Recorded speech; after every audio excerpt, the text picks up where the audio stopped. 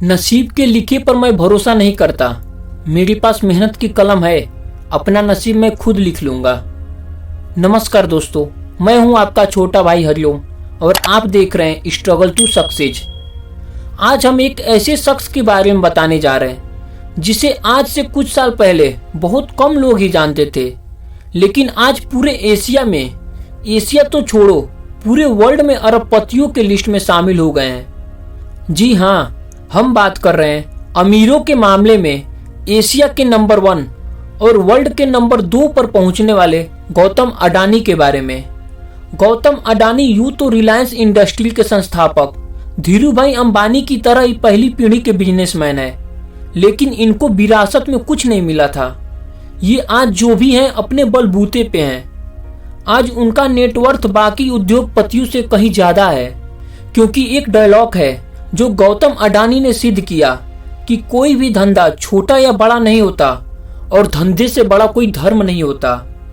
अब हम ऐसा इसलिए कह रहे हैं क्योंकि समय के साथ साथ अडानी जी को भी धंधा मिला, उन्होंने उसे पूरे मन से किया और सक्सेस होते चले गए।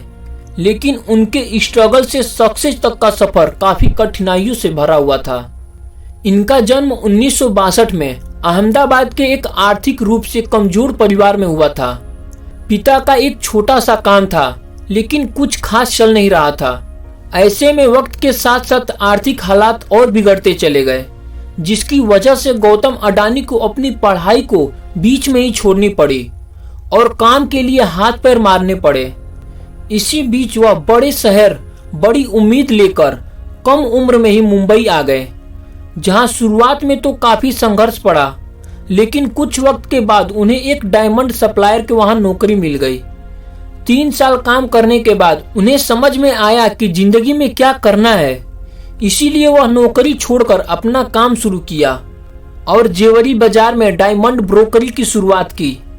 गौतम अडानी को अपनी जिंदगी का राह पता था, यानी वो काम क्यों कर रहे हैं, इसीलिए उन्होंने जी तोड़ मेहनत की और कम उम्र में ही धंधा दौड़ा दिया। लेकिन उनकी किस्मत चमकी 1981 से, जब उनके बड़े भाई ने उन्हें अहमदाबाद बुलवाया। दरअसल भाई ने सामानों को लपेटने वाला प्लास्टिक की एक कंपनी खरीदी, मगर वो चल नहीं रही थी, क्योंकि जो कच्चा माल चाहिए था वो जरूरत के हिसाब से नहीं मिल पा रहा था। बाहरी देशों से कच्चा माल को इंपोर्ट करवाना पड़ रहा था। ऐसे में इसे एक अवसर के तौर पर देखते हुए अडानी ने कांडला पोर्ट पर प्लास्टिक ग्रेन्युअल्स का आयात शुरू किया और 1981 में शुरू की अडानी एक्सपोर्ट, जिसका नाम बदलकर अडानी इंटरप्राइजेज कर दिया गया। इस कंपनी में धातु, एग्रीकल्चर प्रोडक्ट और कपड़ों की कमोडिटी ट्रेडिंग होती थी। काम चल पड़ा तो कुछ ही साल में ये कंपनी और अडानी ने बिजनेस में बड़ा नाम बना लिया और फिर 1994 में अडानी इंटरप्राइजेज को शेयर बाजार में लिस्ट कर दिया गया। फिर साल आया 1995 का। ये वो साल था जिसने आज उनके इस मुकाम तक पहुंचने का नींव रखी, क्योंकि इस वक्त गुजरात सरकार को पोर्ट डेवलपमेंट के लिए प्राइवेट कंपनी की तलाश कर रही थी। ऐसे में जैसे ही ये खबर अडानी तक पहुंची, उन्हें कमाई का एक सोर्स नजर आया, इसीलिए उन्होंने गुजरात के सबसे बड़े बंदरगाह मुद्रा पोर्ट को ही खरीद लिया। मुद्रा पोर्ट को खरीदने के बाद 1998 में गौतम अडानी ने अडानी पोर्ट्स और लॉजिस्टिक्स कंपनी की शुरुआत की। वैसे इस बंदरगाह की खासियत के बारे में बताएं तो करीब 8000 हेक्टेयर में फैला ये पोर्ट आज भारत का सबसे बड़ा निजी बंदरगाह है और इस पोर्ट से पूरे भारत को लगभग 1/4 माल की आवाजाही होती है।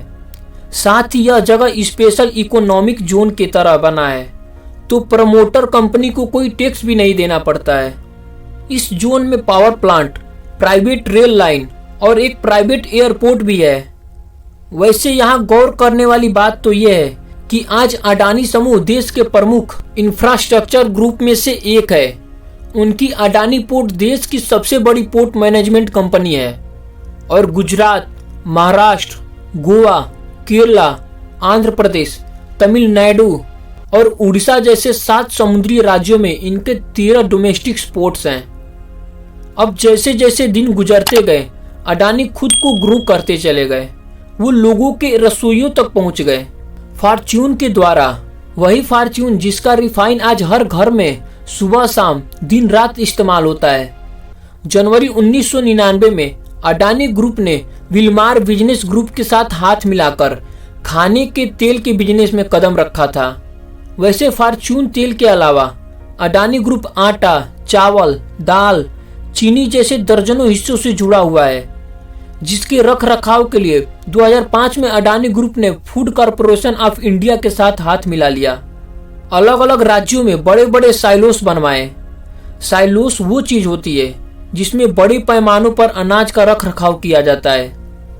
साइलोस के कनेक्टिविटी के लिए अडानी ग्रुप ने नीचे रेल लाइन भी बनाई ताकि अनाज को लाने और ले जाने में आसानी हो। वो यही नहीं रुके, वो कहते हैं ना कि किसी चीज को सिर्फ चाह रखने की ही नहीं होती, तुम्हें उसकी भूख भी होनी चाहिए। और अडानी की भूख थी कि दुनिया में पैसों के मामलों में सबसे आगे जाना। उन्हें काले कोयले में भी पैसा दिखा। उन्होंने डोमेस्टिक इलेक्ट्रिसिटी का जनरेशन किया, बड़े बड़े राज्यों में बिजली सप्लाई करना शुरू कर दिया। लेकिन इतने बड़े पावर प्लांट को चलाने के लिए जरूरत से ज्यादा कोयला चाहिए था, इसीलिए दिमाग चलाया और उन्होंने ऑस्ट्रेलिया के एक कोल माइन को ही खरीद डाला। फॉर्च्यून इंडिया मैगजीन के मुताबिक 2010 में अडानी ने लिंक एनर्जी से 12,147 करोड़ में कोयला खदान खरीदी थी। इस खदान में 7.8 बिलियन टन के खनिज भंडार हैं, जो हर साल 60 मिलियन टन हर साल कोयला पैदा कर सकती है। इस तरह अडानी अपना कारोबार फैलाते गए और पैसा अकाउंट में आता चला गया। जिस अडानी साम्राज्य का कारोबार 2002 में 76.5 करोड़ डॉलर था, वो 2014 तक आते आते 10 अरब डॉलर हो गया।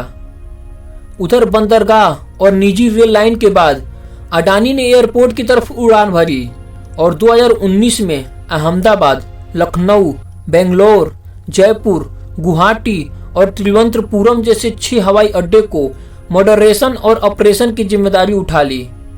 अब अगले 50 सालों तक अडानी ग्रुप इस एयरपोर्ट का ऑपरेशन, मैनेजमेंट और डेवलपमेंट संभालेगा। वैसे जिस तरह सुंदर आकार लेने से पहले सोने को खूब तपाया जाता है, ठीक उसी तरह गौतम अडानी को भी जीवन में कई तरह के ताप झेलने पड़े। उनका सामना कई तरह के विरोधों से हुआ, लेकिन उन्होंने सबको पार पाया और एक सबसे अलग मुकाम हासिल किया, जिसका नतीजा है कि आज गौतम अडानी का डंका पूरे वर्ल्ड में गूंज रहा है। आई होप कि आपको इस वीडियो से कुछ इंस्पिरेशन मिला होगा और आपको वीडियो पसंद आई होगी। सो अगर आपको वीडियो पसंद आई है तो प्लीज एक लाइक कर दीजिए और चैनल को सब्सक्राइब करना ना भूलिएगा।